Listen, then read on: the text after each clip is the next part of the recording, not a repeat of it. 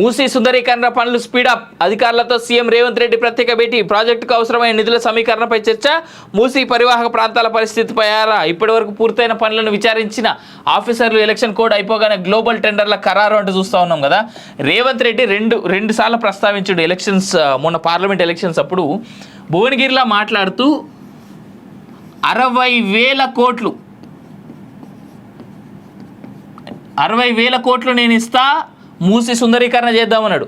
అదే చేవెళ్ళలో మాట్లాడుతూ 1,00,000 కోట్లు ఇస్తా, మూసి సుందరీకరణ పనులు చేసుకుందాం, మూసి ద్వారా తాగునీరు నేను అందిస్తా అనేటువంటి మాట చెప్పిండు.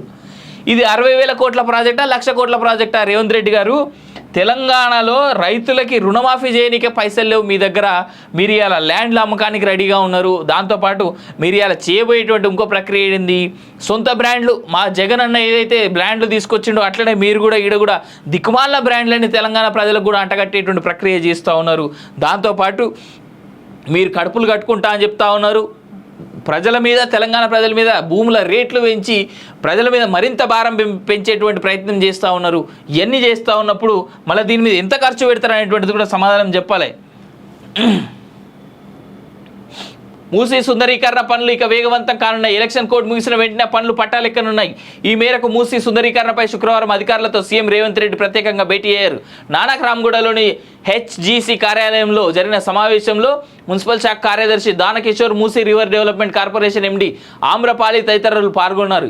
ఈ సందర్భంగా మూసీ ప్రాజెక్టు పురోగతిపై అధికారులను సీఎం అడిగి తెలుసుకున్నారు. అత్యంత భారీ ప్రాజెక్టుగా రూపుదిద్దుకుంటున్న మూసీ సుందరీకరణకు అవసరమైన నిధులను సేకరించే విషయంలో అధికారులతో చర్చించినట్టు సమాచారం. మూసీ రివర్ డెవలప్మెంట్ కోసం పీపీపీ, పబ్లిక్ ప్రైవేట్ ప్రాపర్టీ పద్ధతిలో టెండర్లు పిలిచారు. దాదాపు 58,000 కోట్లు ఖర్చయి మూసీ ప్రాజెక్టు పూర్తయితే హైదరాబాద్ రూపురేఖలు పూర్తిగా మారిపోనున్నాయి.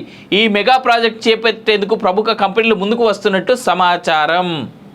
2వ పేజీలో ఉన్నది కదా. ఏది ప్రాజెక్టుకు సంబంధించి ఇప్పటికే సర్వే పనులు పూర్తి చేసిన అధికారులు నదీ ప్రవాహ తీరుపై కూడా స్టడీ చేశారు. ముఖ్యంగా మూసీ చుట్టూ 55 కిలోమీటర్ల పరిధిలో దాదాపు 12,000 అక్రమ కట్టడాలు ఉన్నట్టు అధికారులు గుర్తించారు. డ్రోన్ సర్వే ద్వారా మూసీలో అక్రమ కట్టడాలపై అధికారులు ఒక నివేదికను సిద్ధం చేసి దీనిపై సీఎం రేవంత్కు వివరించినట్టు సమాచారం. ఇప్పటికే గ్లోబల్ టెండర్లు పిలిచామని, ఎలక్షన్ కోడ్ అయిపోగానే టెండర్లను ఫైనల్ చేయనున్నట్టు వివరించారు.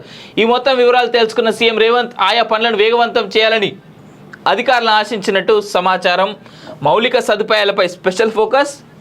మూసీ అభివృద్ధిలా తూర్పున ఔటర్ రింగ్ రోడ్, గౌరెల్లి నుంచి పశ్చిమాన ఔటర్ రింగ్ రోడ్, నార్సింగి వరకు 55 కిలోమీటర్ల మేర మూసీని అభివృద్ధి చేయడానికి Musi river front development corporation limited MRDCL ఆధ్వర్యంలో ఇప్పటికే ప్రణాళికలు రూపొందిస్తున్నారు. 3 ఏళ్లలో మూసీ అభివృద్ధి పనులు పీపీపీ పద్ధతిలో పూర్తి చేయాలని సీఎం రేవంత్ రెడ్డి ఆదేశించడంతో ఆ దిశగా అధికారులు కార్యాచరణ రూపొందిస్తున్నారు. విదేశాల్లో పలు రివర్ ఫ్రంట్ ప్రాజెక్టులను పరిశీలించిన అధికారుల బృందం మూసీ అభివృద్ధికి 58,000 కోట్లకు పైగా ఖర్చు అవుతుందని అంచనా వేసింది.